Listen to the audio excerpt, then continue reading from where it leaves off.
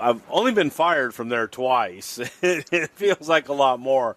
I tell Vince, they would sometimes make comparison to me and other people that had been fired quite a bit, and Like who? I would look at Vince and I said, "Hey, I've only been fired once at the time, so I've only been fired once. It doesn't count how many times you would have liked to have fired me or wanted to fire me. You only did it one time, pal." So it was a the running funny joke. thing that Bruce knows and everybody knows there, you could be a genius, but it's not just getting along with Vince and Stephanie or Hunter or whoever or Kevin Dunn. You have to get along with the whole crew. It's like it's insanity. You could be a genius, but it's and sometimes being too smart is not good either. Does that make sense? I mean, we've discussed this before when we had you on the show before, but the character, Brother Love, double duty, sitting and booking all day long, then pulling that off on TV, which was a great character. And then, then working. And, it could be mind-boggling. And I'm sure, I talked to Pat Patterson a lot about it when I see him at TV, and it was incredible. Vince has this work ethic like second to none.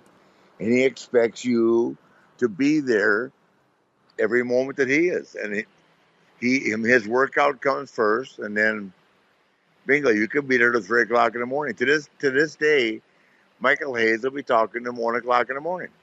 Right. Well, I'll tell you a funny story, because being in that position in the office, when I would have the opportunity to go out on the road and work on the road, that was like a vacation for me. I would rather be out on the road going 3 months straight than be back in the office and going through that grind and just doing TVs. So that was a break. But during that time, I would get those phone calls. I would get the phone call at 8 o'clock in the morning, and I'd get the phone calls at 2 o'clock at night. How the hell was the house, pal? And there was a run. It was myself and Randy and Sherry against Dusty and Liz and Miss Sapphire. And I would get a phone call wherever I was staying. Every morning, the phone would ring. It was before cell phones. And I would pick up the phone and it'd be, "Hey, pal, congratulations. You set another record last night. The lowest house in the history of Waco, Texas." And whatever town we were in, I would get that phone call. "Congratulations, pal, you set another record. God, you guys are setting records across the country."